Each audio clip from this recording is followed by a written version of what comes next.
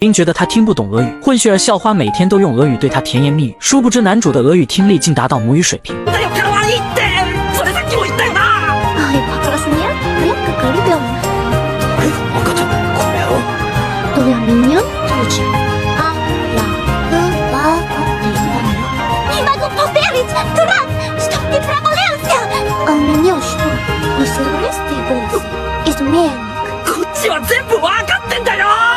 这是一所中高大学一体的贵族学校，有一位脱颖而出的少女，她的每一次出现都能引起校园的轰动，只因她是日俄混血儿，有着妖娆般的美貌，不仅成绩第一，更是运动全能。然而她的性格却很高冷，让人难以接近。面对校草的表白，她毫不留情地拒绝：“我对你没有兴趣，还有你的那身服装违反校规了。”说着，她便将玫瑰花狠狠地捏碎。离开时还不忘用俄语讥笑一番，真令人不悦。众人都好奇，这样的女生会对怎样的男生感兴趣？然而事实却令人大跌眼镜，艾丽莎的倾心对象竟然是懒散成性的男主。他每天不是通宵打游戏就是看动画，此刻他正在教室里呼呼大睡。艾丽莎作为他的邻桌，无法忍受自己被如此忽视，她强忍着怒气，尽量以平和的语气和他打招呼：“早上好，九世同学。”然而男主还沉浸在梦乡中，对他的问候毫无反应。艾丽莎的脸色瞬间沉了下来，下一秒她一脚踢向了男主的桌子：“早上好，是不是又熬夜看动画了？”紧接着开始对他进行说教，但看着男主一脸无所谓的样子，艾丽莎更加生气。好在老师及时走进教室，这才避免了一场风暴。看着男主睡眼惺忪的样子，艾丽莎情不自禁地用俄语轻声说：“你好可爱。”这突如其来的表白让男主瞬间懵住，他瞪大双眼，困惑地看着他。艾丽莎心中一惊，暗自忖道：难道他听得懂俄语？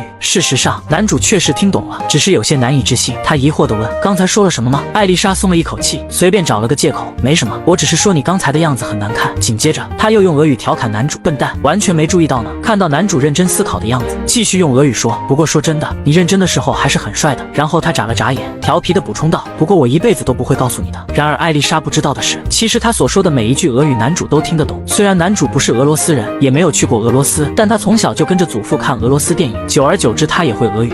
却儿校花每天都用俄语对他表白，而他却要装作听不懂。最痛苦的是，男主昨晚熬了个通宵，本想趁着上课时间赶紧补个觉，可刚进入梦乡就被邻桌艾丽莎用笔戳醒，痛得他原地弹起，以至于都忘记是在课堂上。他大声质问：“干什么呀？”艾丽莎看到男主这副模样，很是生气：“借我的课本看，还敢打瞌睡，胆子不小！是谁忘记带书哭着来求我的？”由于动静过大，老师也注意到了这边，严肃地问道：“九世，你怎么回事？是想回答这个问题吗？”男主瞬间慌了，刚才一直都在睡觉，哪里知道是什么问题啊？好在艾丽莎及时给他指出了答案。然而当他自信满满的说出答案时，毫不意外，答案是错的。看到一旁的艾丽莎在捂着嘴偷笑，男主这才意识到被耍了。艾丽莎看他傻里傻气的样子，忍不住笑出了声，然后情不自禁地用俄语说了句：“真的好可爱呀。”对于艾丽莎的这个行为，男主已见怪不怪了。他的这个同桌是日俄混血，拥有着妖精般的样貌，不仅成绩优异，更是运动全能，堪称完美主义者。然而他有个奇怪的习惯，就是会时不时用俄语对他嘟哝一些离奇的话。显然他以为没有人能够听懂，但男主是懂俄语的。他称艾丽莎的这种行为为精神暴露狂，故意说一些不得了的话，享受着这种不知道是否会被发现的刺激。男主猜测，或许是因为他在追求完美的道路上承受了太大的压力，所以通过这种方式来释放自己。因此男主认为他说的那些肯定不会是真心话。他担心，如果哪天告诉艾丽莎自己其实听得懂俄语，恐怕会被嘲讽他自作多情吧。一想到这里，男主决定无论如何都不能说出来。终于熬到了放学，男主突然想起了上午限定的免费抽卡活动快结束了，他匆忙地操作手机，还好来得及，并幸运地抽中了最稀有的 SSR 阅读。可还没来得及开心，下一秒手机被艾丽莎抢走。不愧是顶级宅男，男主立马下跪，并焦急地恳求：“求求你把手机还给我，那张卡可是本期活动限定的 SSR， 出货概率只有0.2%。”然而艾丽莎无法理解男主为何如此激动，她好奇地瞄了一眼手机上的角色，疑惑地问道：“阅读是神话里的神吧？头发为什么是银色的？”男主得意洋洋地说：“不要在意这些细节了，可爱即是正义，银发便是浪漫。”艾丽莎听后摸了摸自己的头发，用着俄语自主自语：“明明我也是银发呀，难道我比不过一个虚拟的阅读吗？”她醋意大发，随便找了个借口：“我作为学生会干部不能视而不见。”说完便表示要关机。男主见状瞬间慌了，苦苦哀求着：“直接关机的话是不能存档的，我怎么样都无所谓，请你放过我的小阅读吧。”可男主越是这样，艾丽莎越是吃醋，她毫不留情地把手机关了。然而万万没想到的是，到了晚上，艾丽莎竟偷偷地把自己打扮成了 SSR 阅读，她仔细模仿着阅读的动作，甚至说着一样的台词：“我就是夜晚的主人。”她站在镜子前看了又看，就在这时，姐姐玛利亚突然推门而入，把她吓了一大跳。做的校园女神，每天都用俄语对男主说一些甜言蜜语。虽然本人说是在讲他的坏话，但他不知道的是，他所说的俄语男主都听得懂。Milashka。いや、なんか言ったか。別に。みっともないって言っただけよ。男同学们都羡慕男主，女神艾丽莎不仅每天都坐在他旁边，而且两人还常常有说有笑。要知道，艾丽在学校中可是公认的孤高的公主，她几乎不与他人交流，但男主却不以为然。他觉得同学们把艾丽莎想得过于神圣了，实际上她是个十分有趣的家伙，虽然有的时候有点变态。然而在同学看来，男主的这番话却像是在炫耀自己的女友。尽管同学有些嫉妒，但他们也不得不承认，男主和艾丽莎确实挺般配的。男主虽然平时都是一副吊儿郎当的样子，但实际上不仅运动全能，智商也相当高。虽然平时完全不学习，但从不会挂科，而且初中时还进了学生会。就在这时，食堂周围的同学突然激动起来，原来是学生会的三大美女都聚在一起了。孤高的公主艾丽莎去年通过了超级难的转学考试，如彗星一般现世的完美女生。她的姐姐学园的圣女玛利亚，端庄的性格与温柔的母性让人不禁侧目。还有神秘的千金周防有希，出身就是贵族，代代担任外交官的周防家的长女，真正意义上的大小姐。不得不说，这些美女们真是赏心悦目。就在男主和同学们聊得热火朝天时，一道熟悉的声音传来：“那个郑进军，我们可以坐这边吗？”原来是有希带着艾丽莎过来拼桌。有希看到男主点的麻婆面，心中暗自窃喜，他果然猜得没错，男主也喜欢吃这个。贵族家的千金就是不一样，在用餐时依然保持着优雅的仪态，连吃一口面都能流露出高贵的气质，真可谓秀色可餐。只是同学们没想到他也会吃这类食物。有希觉得这面味道很不错，只是稍微觉得不够辣，要是桌子上有魔鬼椒就好了，下次学生会开会的时候提一下吧。男主却让他不要滥用职权。接着两人有说有笑的。坐在对面的艾丽莎看到他们聊得如此开心，心里很不是滋味。她犹豫了一下，终于忍不住开口问道：“请问两位是朋友吗？”然而有希却并没有直接回答艾丽莎的问题，而是突然抱紧男主的肩膀，一脸开心地表示：“我们是青梅竹马。”艾丽被这突如其来的亲密举动惊得目瞪口呆。什么青梅竹马？她没想到有希和男主之间的关系竟然如此亲密。同学们都察觉到气氛不对，纷纷找借口离开。男主慌了，这就只剩下自己一个人了。这个情况很危险，如果继续留下，其他同学肯定会把他当成后宫戏漫画的男主角。于是他赶紧也找个借口准备开溜，可刚起身就被有希一把抓住。有希笑着调侃道：“你的小心思都被我看穿了。”看着两人亲密的互动，艾丽莎很是羡慕：“你们的关系真的很好呀。”有希理所当然的回答：“是啊，毕竟我们从幼儿园开始就在一个学校里了。”艾丽莎也很想和有希成为朋友，但想到自己平时做事比较苛刻，担心有希和自己做朋友也不会开心。然而有希却异常兴奋地告诉他：“其实我早就想和你做朋友了。郑进军总是提起你的事，他说你非常努力，所以很尊敬你。”被拆穿后的男主有些不好意思，连忙否认：“我才没说过那种话。”不过此时艾丽莎的脸却红了起来，用俄语轻声说了句：“什么吗？”男主发现艾丽莎的神情和往常不一样了，他心想：是害羞了吗？或许是察觉到男主盯着他看，艾丽莎更加不好意思了。她用俄语羞涩地再次说道：“笨蛋，别朝我这边看了。”男主假装听不懂，问他说什么时，艾丽莎却嘴硬地回答道：“我是说，就算被你尊敬，也不会让我开心的。”有希似乎察觉到什么，他立刻转移话题，问男主回学生会的事考虑的怎样。男主坚定地回答：“已经告诉过你了，我没打算回去。”艾丽莎听后很是吃惊，不敢相信地问男主：“你之前是学生会成员吗？”有希却一脸得意地说：“看来你还不知道啊，这人2年前在初中曾经是学生会的副会长呢。”雪儿校花每天都对他的废柴同桌用俄语撒娇，本以为他听不懂，但实际上他精通俄语。ミラシカ。いや、なんか言ったか？別に。みっともないって言っただけよ。可愛いってなんだよ、可愛いって！それさっきも言ったよな。Ай, покраснел, крепко как ребенок。当意外得知男主曾是学生会副会长时，艾丽莎震惊得目瞪口呆，一脸难以置信地看着他。毕竟平时看到的男主不是上课睡觉就是下课打游戏，完全无法与那个曾经在学生会里担任要职的形象联系起来。有希调皮地戳了戳男主的脸颊，带着几分宠溺的笑容说：“也难怪艾丽莎会感到意外，毕竟现在的她在学校里是出了名的懒散。不过在需要她做事的时候是绝不含糊的哦。”看到两人如此亲密，艾丽莎心中涌起一股莫名的激动。桌上的蛋糕很快就被她弄得不成样子。男主见状，心中大呼不妙。艾丽莎知道了他曾经是副会长这类在意形象的人，以后可能会更加严格的监督他的行为，上课睡觉、看小册子什么的，恐怕都会成为他责骂的理由。就在男主思考如何应对时，艾丽莎问他为什么会当副会长，还没等男主开口，有希就抢先回答，说是因为自己一再恳求男主帮忙的。有希还趁机邀请男主重回学生会，并温柔地抚摸着他的下巴，表示自己能依靠的只有男主了。这一幕让艾丽莎心中的醋意泛滥，她手中的叉子不停地在草莓蛋糕上戳动，几乎要把蛋糕变成了草莓酱。她强忍着泪水，边吃蛋糕边用俄语喃喃自语：“副会长，还有青梅竹马什么的，这种事情你可一次都没告诉过我。”午饭过后，有希再次提起让男主加入学生会的事，但被他坚定地拒绝了。等到和男主独处时，艾丽莎一脸失落的样子：“你们的关系可真好啊，没想想到你竟然有女性朋友。男主却不以为然，这不是很正常吗？你不也是我的女性朋友吗？艾丽莎听到这个回答，有些不敢相信的反问：我们算是朋友吗？男主被艾丽莎这么一问，感觉有点羞耻，但还是坚定的回答：难道不是吗？艾丽莎暗自窃喜，她低声呢喃：确实呢，我们确实是朋友啊。然而男主并没听到她说什么，于是凑上前想询问。艾丽莎被他的突然靠近吓了一跳，心虚的大喊道：不要随便靠近我，你别跟过来，还有不要用手指别人。说完就转身朝学生会跑去。男主看着艾丽莎匆匆离去的背影，一头雾水，完全不明白她为何会有如此大的反应。那家伙真让人搞不懂。第二天轮到男主和艾丽莎值日，男主提前到校把教室打扫得干干净净，心想着我卫生做得这么完美，艾丽莎肯定会吓了一跳吧。然而受到惊吓的却是他自己。只见艾丽满脚淤泥地走进教室，男主急忙询问她的情况，得知她只是在路上被卡车溅到水后，他才松了一口气。艾丽莎让他帮忙从柜子里拿毛巾和袜子。当男主看到艾丽莎脱下脏袜子时，他的心跳突然加速。虽然平时只注意到了她奇怪的行为，但仔细一想，她实际是个不得了的美少女啊！为什么我现在才意识到啊？难道我是变态吗？艾丽莎看到男主满脸通红的样子，觉得实在可爱，让她不禁嘴角上扬，决定挑逗一下平日里总是镇定自若的男主。艾丽莎故意伸出她的大长腿，轻轻地拉了一下男主的裤子，然后迅速换上一副可怜兮兮的表情，用娇柔的声音说：你能不能帮我穿一下袜子呢？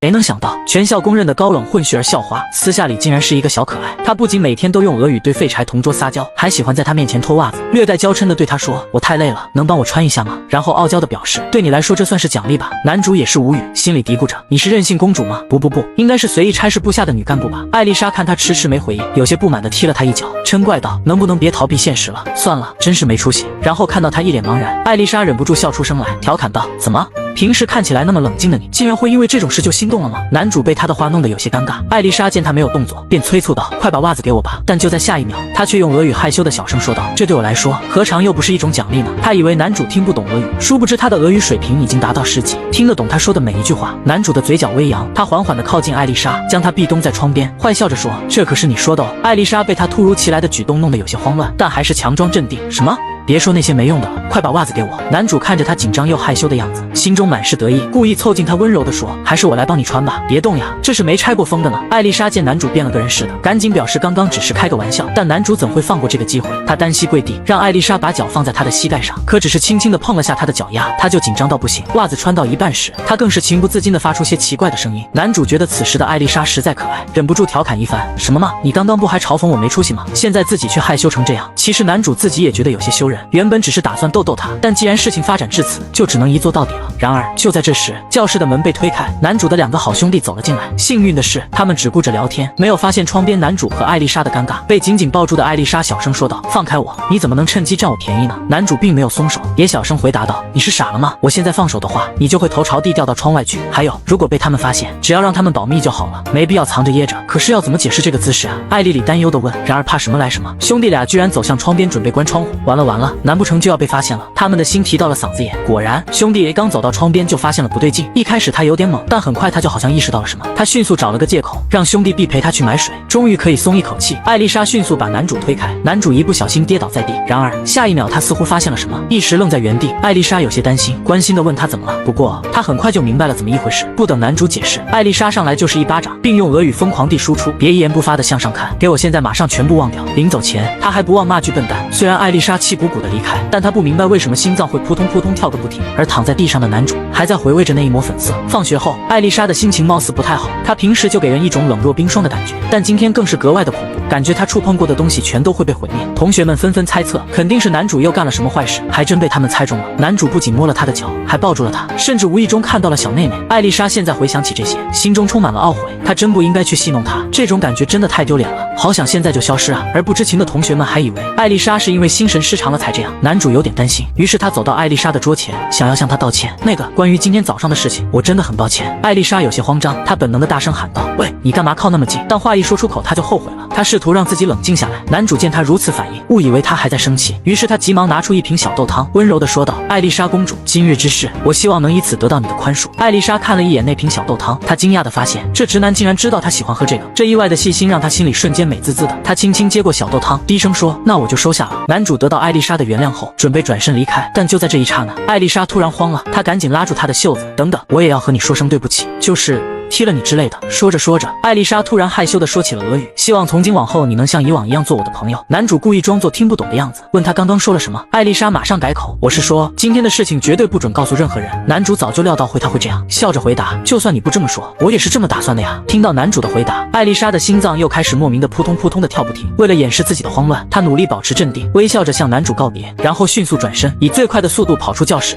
没见过如此炸裂的剧情，全校公认的高冷混血儿校花，却偏偏只喜欢废柴同桌，以为他听不懂俄语，却每天都用俄语对他表白，还时不时跟他撒娇。不仅如此，废柴同桌为了和好而送给他的小豆汤，他都视若珍宝，连他的姐姐玛利亚也不能碰一下。敏锐的姐姐立刻就嗅到了恋爱的气息，她好奇地询问艾丽莎：“你和九世君同学发生了什么吗？”虽然艾丽莎极力否认，但姐姐却坚信自己的直觉。她分析道：“我觉得九世君肯定一直在默默关注你，连你最喜欢甜食这种小事都知道。再说，平时那么冷静的你，竟然在学校里与人吵架，这也是极其罕见的。你喜欢他对吧？”不知是被说中了还是怎么的，艾丽莎突然激动起来：“你误会什么了呀？我们俩才不是那种关系。”然而一想到男主，她就不自觉地害羞起来。“我和九世君只是朋友。”姐姐看着艾丽莎的反应，心中已有了几分了然，但她并未戳破，只是微笑着继续问：“这样啊，但我还是好奇，为什么你们会成为朋友呢？你不是一向很讨厌不认真的人吗？这其中是不是有什么契机？”那是因为艾丽莎从小就知道自己自出生起就拥有了许多别人梦寐以求的东西，一个和睦的家庭，无拘无束的生活，令人惊艳的美貌，以及发达的运动细胞。然而她并未因此自满，反而总是渴望能够更进一步。6年前，当艾丽莎在俄国上小学时，老师布置了一项调查作业，做得最好的组将会获得优秀奖。艾丽莎十分重视，既然要做就必须做到最好。为了完成调查报告，她走访了各种店铺，然而她的努力并未得到小组其他成员的响应，他们似乎对这项作业漠不关心，总是以忘记或觉得没什么好调查为由推脱。在他们看来，面包店就是卖面包的，服装店就是卖衣服的，没什么特别之处。反而艾丽莎调查整理出密密麻麻的笔记，却在同学们眼中成了异类。艾丽莎开始感到迷茫，她不明白自己究竟做错了什么，她只不过是想全心投入，为何却得不到他人的认真对待呢？当优秀奖颁给了其他小组时，艾丽莎心中的失落达到了顶点，她默默地流下了不甘的泪水。然而更让她心寒的是，小组的同学不仅没有给予她安慰，反而对她冷嘲热讽。那么努力有什么用？这一刻，小艾琳突然明白了，对他人抱有期待，结果却变成这副惨状，与其这样，还不如独自前行。从那之后，为了避免与人产生无谓的争执，艾丽莎开始尽量不与他人产生过深的联系，就算看到那些快乐的人，她也不再感到羡慕，因为她深知只有努力才能塑造自己。后来在初3的春天，艾丽莎因为父亲工作的原因，转学到了真领学园，据说是小日子首屈一指的名门学校。她原本满怀期待，但很快就发现，尽管身处名校，她的同桌却似乎对一切都不太上心。当上课预备铃响起，她仍沉浸在睡梦中。艾丽莎出于好意提了个醒，男主一脸惺忪地看向她，愣了一会，才认出他的同桌原来是开学式上发言的转校生。我叫九条艾丽莎，我叫九世正静。两人简单的自我介绍后，男主便掏出了藏在抽屉里的小说继续阅读。第一次有男生对自己不感兴趣，艾丽莎也对他感到好奇，不过很快就发现，男主无论是运动还是学习，都显得漫不经心的。艾丽莎对他的兴趣逐渐消退，原来他并非只对他不感兴趣，而是对所有事情都提不起劲。这种人还真是无处不在呢。转眼到了9月，学园季即将来临，班级决定举办鬼屋活动。艾丽莎被邀请加入服装小组，尽管看到同学们都干劲十足，但艾丽莎一想到小时候的那件事，她就提不起劲来。几个星期过去了，鬼屋的准备工作完全没有进展，同学们开始变得不耐烦了。艾丽莎小组的成员也因各种理由纷纷罢工，但艾丽莎是一个不会轻易放弃的人，她认为既然要参与，就要尽自己最大的努力，哪怕是自己独自完成。然而一个同学的话让她的坚持瞬间崩溃，这只不过是个学园季，再怎么认真也没什么意义。说完就准备离去了，并劝艾丽莎不要太勉强自己。果然和那时候一模一样，因为心不在焉，她不小心弄伤了手指。艾丽莎低声自语，我只不过是自己想要尽全力吧，只不过是不愿放弃罢了，只不过是想要成为理想中的自己罢了。最终艾丽莎还是绷不住了，她用俄语自我安慰，为了实现这个目标，我就算孤身一人也没什么大不了的。就在艾丽莎哭得梨花带雨时，男主突然推门而入，艾丽莎被吓了一跳，迅速转过身去，偷偷擦干眼角的泪水。男主注意到她的异样，但并未深究，只是简单的说，我只是来拿个包，马上就走，你也早点回去吧，明天和大家一起再做就好了。然而在艾丽莎看来，男主这是毫无责任感的表现，他倔强的没有停下手上的活，轻声回应，我还想再做一会。男主看着有些于心不忍，继续劝说，算了吧，这工作量对你来说也太大了，就算你一个人再努力也无济于事吧。这一刻，一直被艾丽莎压抑的情绪喷涌而出，她激动地诉说着，你说我无济于事，随便做什么的我才不要，我对决定要做的事不想进行任何妥协，但是我也知道这都是我的一厢情愿，我总想着带领大家一起努力，这有什么不对吗？我究竟哪里做错了？男主看着情绪崩溃的艾丽莎，轻声地开解道，你只是把努力的方向搞错了，学园季不是靠个人努力来完成的，大家应该一起参与的，对吧？艾丽莎却不认同，那种事只是理想罢了，正因为大家做不到才会变成这样，难道不是吗？看清现实吧，让大家一起参与才不是那么容易的事情。等艾丽莎发泄完后，男主得意地拿出了合宿楼的使用许可书，微笑着说，正因如此，我这次要介绍的是这个，对忙于学习和上课的大家来说，短期集中做事会是一个非常好的选择。如果我们能一起合宿工作，大家齐心协力，不仅能够确保工作的进度，还能增强团队的凝聚力，这样一来，大家都能感受到参与活动的热情，工作积极性也会大大提高。还有关于服装制作部分，到时时手工部都会帮忙。艾丽莎听到这个计划，不禁对男主刮目相看。她好奇地问：你怎么会有这种东西？还有手工部为什么会帮忙？男主得意地回答道：我拜托了学生会的朋友帮忙，同时与手工部稍微交涉了一下，他们就同意了。我认为，与其让那些没有干劲的人放弃，不如想办法激发他们的积极性。有时候，巧妙地依靠他人，反而能得到更好的结果。艾丽莎听后，心中不禁对男主产生了敬意。她没想到自己的同桌竟然如此有能力和远见，同时，她也意识到自己的局限性，开始反思自己的做法。男主看着艾丽莎陷入沉思，轻声安慰道：其实我一直知道你在努力，我只是想告诉你，除了自己努力之外，我们还可以寻找其他的方法。可能是我之前的表达不够清楚，让你误会了，真的很抱歉。我想说的大概就这些了，今天就先回去吧。男主说完便离开了。门关上那一刻，艾丽莎才反应过来，她气得直跺脚。什么嘛，那人怎么回事？明明一直都在偷懒，他明明有能力，却还在偷懒，真是糟糕透了。艾丽莎发泄着自己的不满，声音中充满了愤怒，但发泄过后，她突然感到一阵害羞，脸上微微泛红。谢谢你，九世君。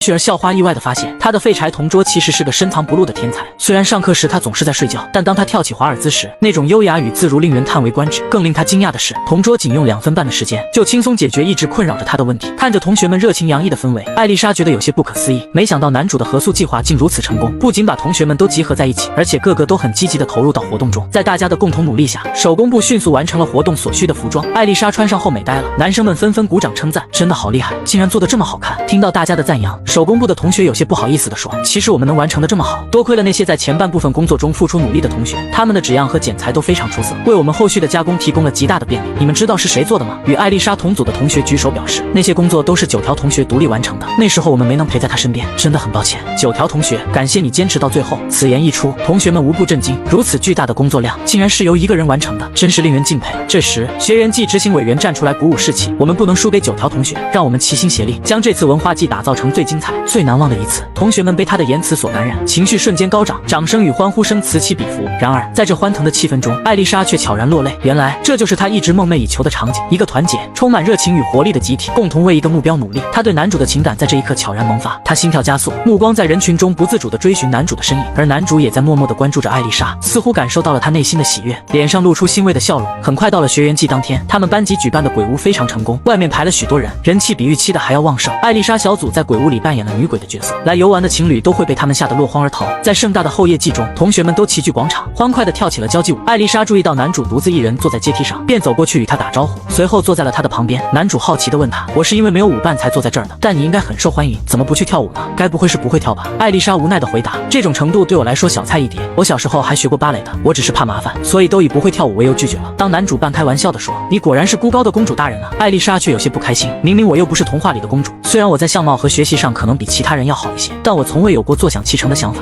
我才不是什么公主大人，大家都因为我的长相，从而无视了我自身的努力，这着实让我有些难过。看到艾丽莎情绪如此低落，男主表示以后不会再这样叫她了。两人沉默了一会后，艾丽莎鼓起了勇气，向男主表达她的谢意。谢谢你，九世君，我第一次感受到这么有意思的学员季，之前是我错了，一个人的话是无法做到这样的，那个时候对你乱发脾气，我真的抱歉。男主笑了笑，回答道：别在意，我没做什么，付出努力的是你自己。虽然男主这么说，但艾丽莎心里清楚，学员季举办的这么顺利，都是男主的功劳。他的合宿计划让大家团结一致，营造出良好的环境，寻求各方帮助，激发出大家的干劲，同时也帮助了大家。艾丽莎想到这里，突然害羞地用俄语说了句：重要的是，你拯救了我。男主以为自己听错了，赶紧确认一下，你刚刚说什么？艾丽莎又害羞地大声喊道：我是说，作为回礼和道歉，你得让我做点什么。不，谁说不需要？好强的威压，但这感觉貌似还不错。男主思考片刻说：在俄国应该有用爱称称呼的习俗吧？如果我没猜错的话，你的爱称应该是艾丽吧？艾丽莎听到后，脸上闪过一丝惊讶和害羞，她轻轻地点了点头。男主看到她这样的反应，心中便有了答案。他微笑着对艾丽莎说：那我就收下你作为道歉和感谢的礼物，以后就用艾丽这个爱称来称呼你，能成为唯一一个能用爱称称呼校园偶像的男人，想想还真是有点得意。艾丽莎也是无语，真搞不懂这人怎么回事。就在这时，一位男同学走上前来，想邀请艾丽莎跳最后一支舞。艾丽莎还没来得及反应，其他男同学也紧随其后，纷纷提出邀请。艾丽莎以不会跳舞为由婉拒了他们的好意，但他们却不肯放弃，一再纠缠。就在艾丽莎即将发火之际，男主握住了她的手，向众人宣布：抱歉，他已经有约了。说完便拉着艾丽莎往舞池走去。看着两人离去的背影，那群男同学气得直咬牙。那小子是谁啊？艾丽公主为什么会和他在一起？当两人来到舞池，音乐恰好切换成了华尔兹的旋律，事情来得太突然了。艾丽莎显得有点紧张，男主则半开玩笑地说：你不是说过练过芭蕾，跳舞对你来说小菜一碟吗？来，把手给我，让我见识一下你的舞技吧。公主大人，艾丽莎笑着回应：你这家伙胆子挺大的嘛。随后两人便开始了华尔兹的舞步。起初艾丽莎因为紧张而低头不语，男主见状打趣道：别因为紧张踩到脚哦。这句话激起了艾丽莎的好胜心，她不服输地回应道：你还是试试能不能跟上我再说说吧。说着，艾丽莎便做了一个高难度的回旋动作，她的身体轻盈的旋转，裙摆随风飘动，仿佛一朵盛开的花朵。男主虽然惊讶于她的舞技，但很快就跟上了她的步伐。在华尔兹的旋律中，两人的舞姿时而旋转，时而滑步，周围的观众纷纷发出欢呼声，赞叹着艾丽莎的舞技和两人的默契配合。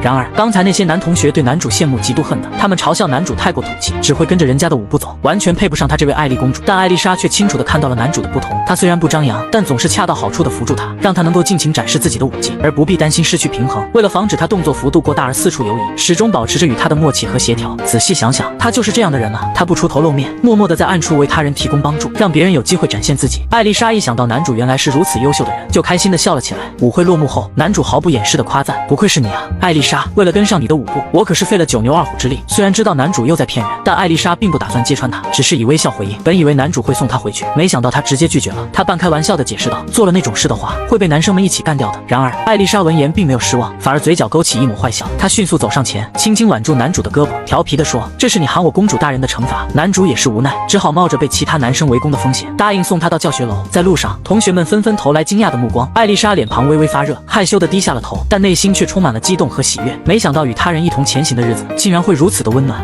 谁能想到，全校公认的高冷混血儿校花，私下里却是个小可爱。他以为废柴同桌听不懂俄语，却每天都用俄语对他撒娇。虽然他上课不是在睡觉，就是在偷偷玩游戏，但高冷校花就偏偏只喜欢他。自从与男主共舞华尔兹后，艾丽莎的内心便对男主产生了特别的情愫。第二天，她害羞地站在教室门口，迟迟不敢进去。她努力让自己冷静下来，深呼吸，告诉自己不要紧的，和平常一样，我又没做什么见不得人的事。她强装镇定地走进教室，和男主打招呼。但当男主直呼她的爱称艾丽时，她的脸颊还是微微泛起了红晕。然而下一秒，男主的话却让她差点失控。他不好意思地挠挠头说：“我忘记做作业了，能借我看看你的吗？”与昨天的浪漫相比，这突如其来的请求让艾丽莎一脸懵，而一旁的吃瓜群众还添油加醋，纷纷起哄。郑静刚刚喊了她艾丽对吧？我没听错吧？现在赶紧拷问她。艾丽莎脸上闪过一丝不悦，冷冷地对男主说：“你这废柴，怎么可能借给你看啊？”说完，他就转过身，然后低声用俄语自言自语。明明他昨天那么帅气的。在那之后，男主依旧保持着以前那种没干劲的状态，但艾丽莎对他的看法却有了不小的改变。她发现与男主相处时，自己能感受到前所未有的安心，不必与他争斗，也不必勉强自己。但偶尔，他会因男主始终提不起干劲的态度感到焦躁，对他那副无所事事的模样感到不甘心，所以自己才会偷偷的用俄语小声的捉弄他。姐姐玛利亚深信妹妹已在不知不觉中喜欢上了男主，但艾丽莎却否认，她确实认可男主的能力，也很信赖他，但是男主的懒散态度常常让她恼火。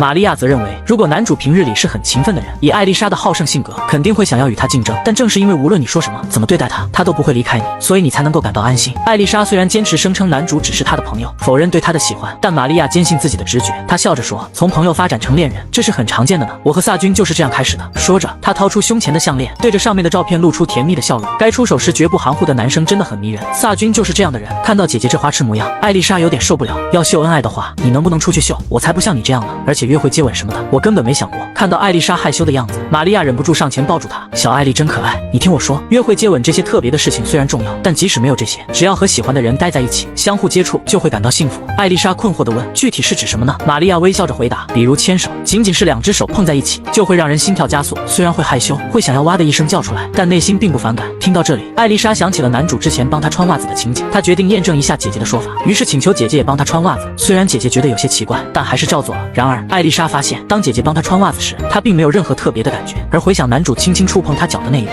她却感到心跳加速，脸颊微红。艾丽莎开始感到有些不知所措，她赶紧找了个借口把姐姐赶出了房间。独自一人的她开始思考，只是和男主待在一起，肢体有所接触就会觉得幸福，难道我真的喜欢他吗？这个念头让她紧张不安。某天早上，男主与有希在微信上正聊得火热，艾丽莎突然悄无声息地凑上前来，冷不丁地喊了一声喂，吓得男主脸色苍白，手机差点从他手中滑落。艾丽莎眉头紧锁，语气中带着几分责备：“你还想再被没收手机吗？”男主心中一紧，生怕他又来抢走手机，赶紧转移话题。他假装不经意地瞄了一眼艾丽莎的脚，然后说：“你的袜子滑下来了。”艾丽莎听到后，她有些害羞地转过身，缓缓地将袜子重新提起。男主看着她提袜子的动作，脑海中不禁闪过之前帮她穿袜子的温馨场景。男主怎么也想不到，邻座的混血儿校花以为他听不懂俄语，每天都用俄语对他说些露骨肉麻的话。看到男主和青梅竹马有戏有说有笑时，艾丽莎很是失落，她不停地用俄语喃喃自语：“理我吗？理我吗？”即使和男主背对背站着，她也在不停地说。然而，当有希问她在说什么时，她却表示只是在唱俄语歌，而歌名叫《传达不到的心意》。面对艾丽莎这一系列的骚操作，假装听不懂俄语的男主硬是把自己憋出了内伤。幸好有学生会会长突然的出现，他才得以摆脱这尴尬的局面。只是他万万没想到，接下来的事会让他更加不知所措。在整理完仓库后，后，学生会会长为了表达谢意，邀请他们前往家庭餐厅用餐。两人简单的自我介绍后，会长便直截了当的问男主：“我听有希谈起过你，他还说你是个非常优秀的人，你不想加入学生会吗？”男主听到这个问题后，瞬间明白有希之前为何让他去帮忙，现在又恰巧遇到会长，他迅速转向有希，质问他：“这才是你的真正目的吧？”有希狡黠一笑，却装傻回避：“听不懂你在说什么呢？”会长热情地向男主详细介绍学生会的各个成员以及其职务，并提到目前学生会暂缺一个总务的职位，而且整个学生会只有他一个男生。他真心希望有过初中学生会经验的男主能加入。男主直接拒绝了会长的邀请，他解释说自己在初中时加入学生会吃过苦头，因此不打算再加入。会长继续劝说，强调高中学生会的诸多优势与好处，指出在贵族名校中加入学生会不仅是荣誉，也是未来身份的象征。他对于大学推免和个人发展都有极大帮助。会长和副会长更是精英代表，具有社会意义。此外，学生会领袖毕业后可加入由前辈领袖组成的联谊会，这个联谊会汇聚了政治经济领域的大人物，为未来的成功提供了更多机会和保障。然而，男主的态度却异常坚决，不为所动。他坦言，让我这种人来实在太浪费了。我现在没打算考真领大学以外的学校，也不需要和大人物们沟通的门路，我并没有那么强的野心和上进心。有希听后，撒娇的凑上前来，轻声细语道：“哥哥，别这么说嘛，我们一起参加学生会嘛，然后一起参选吧。我真的很想和你一起在学生会共事。”有希一脸期待地看着男主，希望他能改变主意。然而，这一幕在艾丽莎看来却异常刺眼。她看着两人总是如此亲近的在一起，心中翻江倒海。男主相信有希这次肯定能被选上学生会会长，毕竟他在初中就当过。但会长却表示，虽然有希是学生会会长的不错人选，但还有其他候选人，比如艾丽莎也对此位置有意愿。说到这，会长突然想起男主和艾丽莎是同班同学，便好奇地向艾丽莎询问男主的为人。男主在心里默默祈祷：“拜托了，艾丽，趁此机会帮我把有希对我的过度的评价拉下来吧。”艾丽莎原本打算称赞男主热心且有能力，但当她看到男主和有希之间亲密的举动时，心里就有些不悦。她脱口而出：“超级不正经，总是忘东忘西，上课也总是在睡觉，班级排名也总是从末尾数起比较快。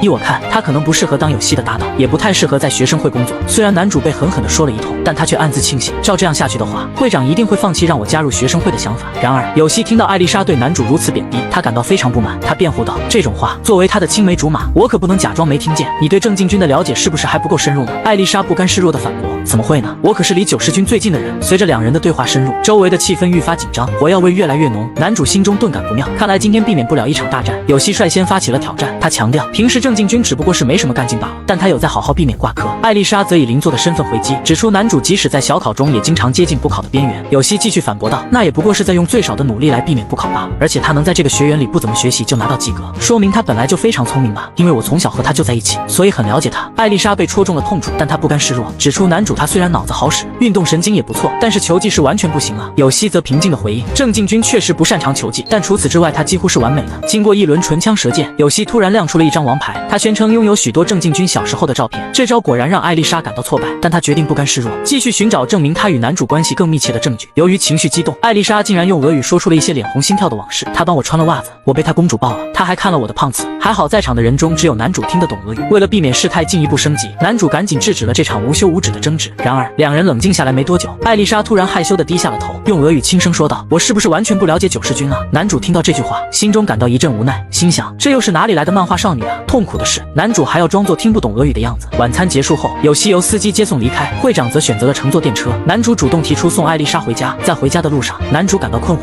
不明白为什么艾丽莎此刻一脸冷冰冰的，明明早上在仓库里他那么拼命喊着理他。男主心想，这家伙估计真的只是在捉弄自己吧。他们还没走多远，就遇到了一个发酒疯的醉汉。男主很绅士地与艾丽莎换了个位置，让她走在更安全的内侧。醉汉醉眼朦胧，看到两个学生这么晚还在外面，就开始无理取闹。他大声指责他们作为学生不应该在这个时候出来晃荡，还批评艾丽莎的发色乱七八糟，小年纪就敢这么臭美。艾丽莎原本已经对醉汉的无理言辞感到生气，但当醉汉开始侮辱他们的父母时，她再也忍无可忍。她停下脚步，狠狠地瞪着醉汉，低声怒斥道：“真是丢人现眼的大人！”醉汉被艾丽莎的怒斥彻底激怒，他挥舞着拳头，准备给艾丽莎一点颜色看看，而艾丽莎也毫不畏惧，准备与醉汉正面交锋。就在这时，男主突然挡在了艾丽莎的面前。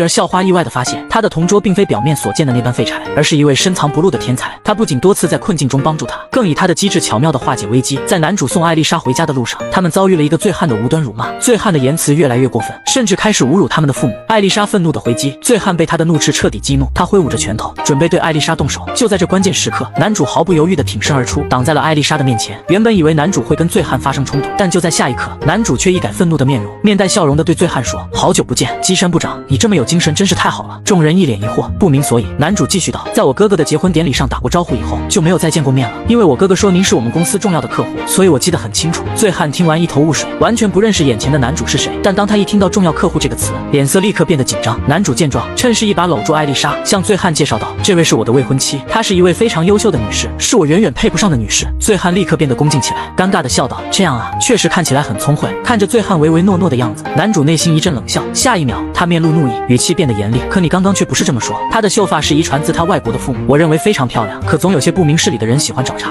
你说对吗？醉汉在男主的严厉目光下，瞬间意识到了自己的失言，他连忙向艾丽莎道歉，真的很抱歉，我刚才的话说得太过分了，请原谅我。虽然艾丽莎并不想轻易原谅他，但不想给男主惹麻烦，他还是选择了息事宁人。男主让艾丽莎以后不要那么冲动，那样有可能会受伤的。艾丽莎却不以为然，我可是学过防身术的，自保是完全没问题。他侮辱了我的父母，就算是喝醉了我也没法原谅他。话说回来，你认识那种人很够呛吧？估计他在你哥哥的婚礼上也喝得烂醉如泥了吧？男主却一脸坏笑的回应，哈哈，那些全是我编的，我才不认识那种大叔，我也没有哥哥了。艾丽莎听后一脸震惊的看向男主，难以置信的问道，真的假的？你居然能一下子就编出那样的谎话？他接着追问，可为什么你要这么做？男主有些不好意思的说，我就是想让他给你道歉。听到男主这么说，艾丽莎害羞的低下了头，低声说，谢谢你帮了我。随后男主送艾丽莎回家，在离别前，艾丽莎突然问道，你真的不打算加学生会吗？男主有些无奈的回答，怎么连你都这么说呀？我这种懒惰的家伙怎么能胜任啊？艾丽莎显然不相信他的说法，严肃的再次问道，回答我。看到艾丽莎认真的表情，男主也是一愣，但他依然没有改变初衷，他坚决的回答，不会的，我没有加入学生会的打算。本来艾丽莎想说，如果我想你加入呢，但看到男主那坚定的眼神，她话到嘴边又咽了回去。其实艾丽莎没说出口，男主从她表情也能猜出她的意思，她只是装作不懂而已。对我这种人有什么好期待的？不管是艾丽还是有希，明明我什么都做不到。到了晚上，男主做了一个很美好的梦，在梦中他回到了小学时期，在机缘巧合下，他认识了一个来自俄国的小女孩。她笑起来时，湛蓝的瞳孔和金色的头发在阳光下闪耀，美得令人心醉。男主被她深深的吸引，每天放学后都迫不及待地跑向爷爷家附近的公园与她相见。男主一脸骄傲地向女孩介绍，那个真领学员是我爸爸和妈妈的母校，虽然他很难考上，但是凭我的成绩不在话下。女孩听后眼中充满了崇拜，好厉害呀，你真是什么都做得到呢。男主嘴上虽然谦虚地说着没有，但心里却是乐开了花。他喜欢听女孩夸奖他，这种鼓励让他觉得再苦再累都值得。因此无论是学习、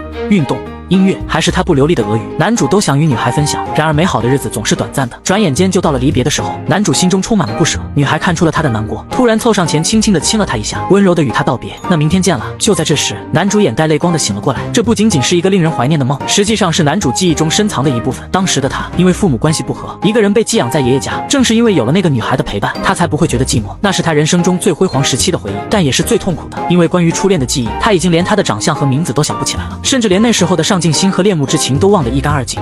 校公认的混血儿校花，却偏偏只喜欢废材同桌。然而他不知道的是，自己的情敌并非他所称道的青梅竹马，而是与他有着血缘关系的亲妹妹。有希作为名门周房家的继承人，在外人眼中，他与男主是青梅竹马的关系，但实际上他却是男主的亲妹妹。在父母离异后，有希跟随母亲生活，在校园中，他始终保持着一种大家闺秀的姿态。然而在面对哥哥时，他却会展现出截然不同的一面。他会抛却平日的矜持和端庄，变得轻松自在，甚至有些调皮。只见他一脚踢开男主的房门，不等他反应过来，便欢快地扑到他身上，脸上带着一丝调皮的坏笑，轻声说道，早上好呀，哥哥。男主无奈地看着他，觉得这个妹妹真是完全没有一点大家闺秀应有的矜持。有希还有一个不为人知的秘密，那就是她其实是个真正的阿宅。由于周房家奉行淑女教育，有希不得不将自己的轻小说和漫画周边全都藏在男主家里。如果有人知道有希的房间堆满了这些东西，恐怕会大吃一惊吧。但有希却不以为意，甚至觉得学生会的成员们如果知道这些，会觉得很有意思。提及学生会，男主就想起有希和艾丽莎之间的争论，他有些不满地对有希说，你挑逗艾丽莎是不是有点过头了？有希有些不好意思地回答，因为艾丽莎同学气急败坏的样子真的很可爱，所以我就忍不住装作青梅竹马来试探她。怎么说呢，这确实激起了我的一种施虐欲，想想就觉得挺兴奋的。吃完早餐后，男主和有希一起去看电影。经过2个小时的煎熬，有希对这部幻想类漫画的真人版电影感到失望，觉得它就像是 cosplay 大会一样。正当有希吐槽时，男主隐约觉得有些不对劲，从刚才开始他就能用余光看到一些银色的东西。有希也感觉到了什么，迅速将飘逸的头发放下，恢复了在学校里那种温文尔雅的形象。男主透过玻璃橱窗发现了紧张兮兮的艾丽莎，她似乎在暗中观察着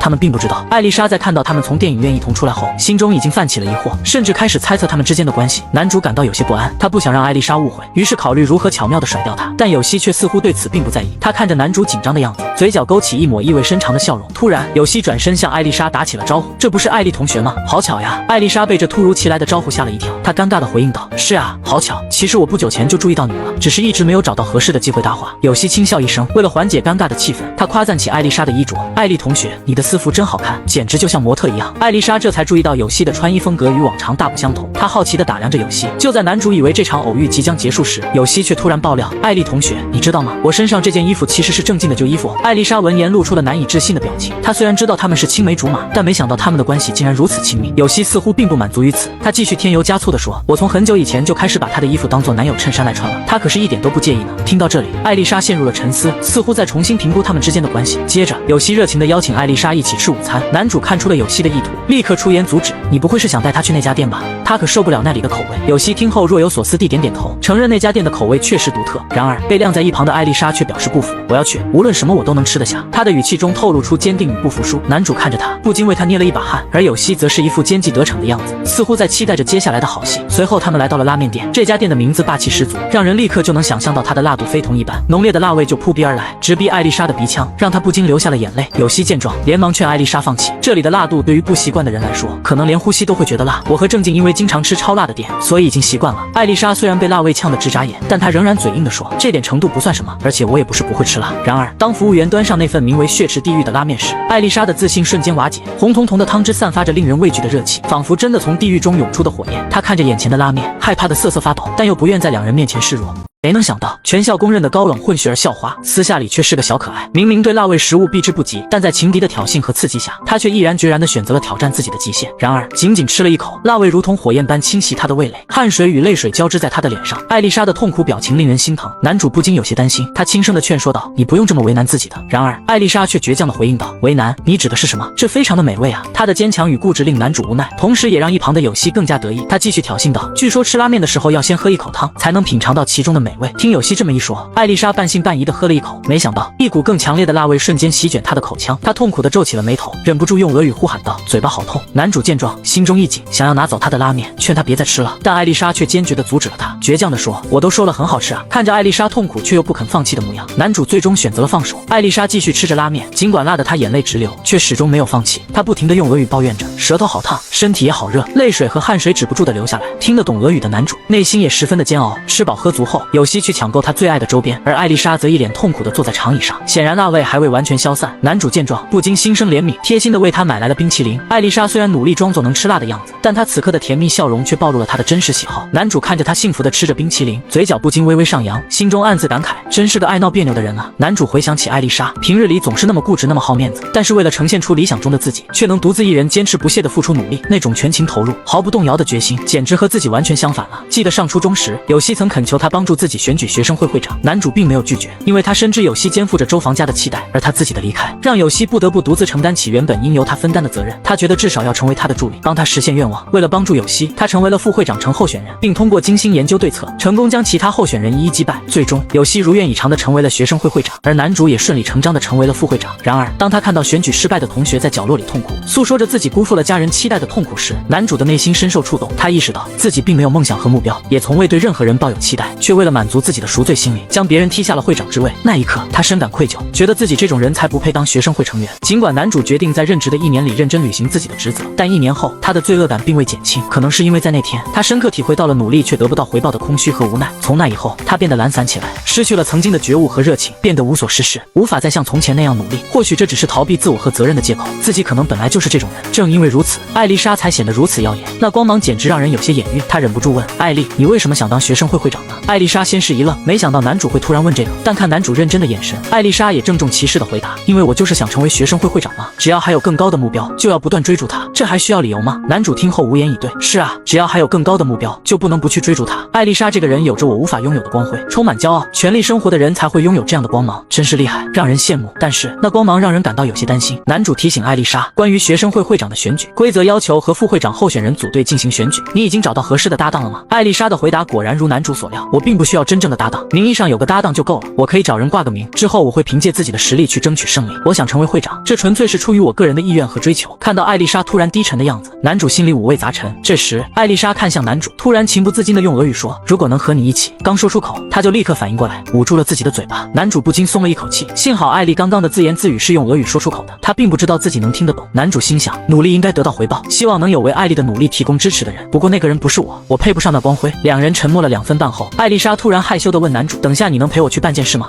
是日俄混血的冰山美人，平时傲娇待次拒人千里之外，但唯独对男主例外。她会时不时用以为他听不懂的俄语对他撒娇。当他看到男主和青梅竹马一起去看电影时，醋意让他决定悄悄地跟踪他们。为了展示自己的好身材和魅力，他在男主面前不停地变装，只为展现他最迷人的一面。在与有希的吃辣比拼结束后，艾丽莎竟然邀请男主陪她去买衣服。男主走进服装店，眼前琳琅满目的女士服装让他有些尴尬，因为在他看来，陪女孩子购物往往象征着某种特别的亲近关系，而艾丽莎则显得轻松自如。她穿梭在衣架间，精心挑选着自己喜欢的款式。当她走进试衣间试衣后，店员热情地走向男主，误以为他是艾丽莎的男友。男友君，您可以去那边的沙发上坐着等一会儿。男主立刻澄清，不是的，我们只是朋友。在等待艾丽莎试衣的期间，男主不忘给有希发了消息，告诉他们现在的位置。换上连衣裙的艾丽莎害羞地拉开试衣间的帘子，期待着男主的评价。虽然姐姐告诉她男孩子就喜欢这种风格的衣服，但对方毕竟是九世君，她心里还是忐忑不安。如果男主没有反应，她甚至想好了给他一个教训。然而男主却出乎意料地称赞道，很适合你呢，这件衣服充满了清纯感，让人觉得很可爱。艾丽莎被夸得害羞地躲进了试衣间，内心既惊讶又欢喜。什么情况？他竟然狠狠地夸了我，他夸我可爱，那是什么意思？他为什么能若无其事地说出那种话呀？而在外面的男主也感到十分难为情，我竟然一脸认真地说出了那种话，当着别人面说这种害羞的话，原来那么让人难为情。真亏艾丽同学总是干这种事啊，但我不能因此乱了阵脚，否则就中了他的计了。我总感觉他似乎有意在试探我，想让我动摇。不过话说回来，那件连衣裙确实很适合他，我相信男孩子都会喜欢那样的装束。一旁的店员看着羞涩不安的两人，似乎意识到了什么，他小声地和艾丽莎说，小姐姐，您方便的话。等艾丽莎再次打开试衣间的帘子时，男主被她深深地吸引住了。店员也兴奋地赞叹道，特别好看呢，我觉得这套衣服应该会很适合你，所以就试着帮你搭配了一下。艾丽莎见男主没反应，害羞地问道，九世君，你也这么觉得吗？男主的思绪早已飘到了远方，被艾丽莎这么一问，他立马回过神来，一本正经地评价道，不愧是艾丽啊，你的五官很立体，所以戴上大件的饰品也不会显得突兀，再加上色调相称的帽子和披肩，挺不错的穿搭嘛。面对男主的直男式的赞美，艾丽莎差点笑出声来，她打趣道，你是时尚评论家吗？而且我其实并不是想问你这个。随后艾丽莎突然害羞地改用俄语说，我只是想知道你是怎么想的。她本以为男主听不懂俄语，然而出乎她意料的是，男主不仅听懂了，还直接回应道，我觉得很好看。这句话让艾丽莎的脸颊立刻变得通红，为了掩饰自己的害羞和尴尬，她急忙说要换下这套衣服，然后匆匆躲进了试衣间。在试衣间里，艾丽莎的心中涌起了许多念头，她刚刚说的是什么意思？不，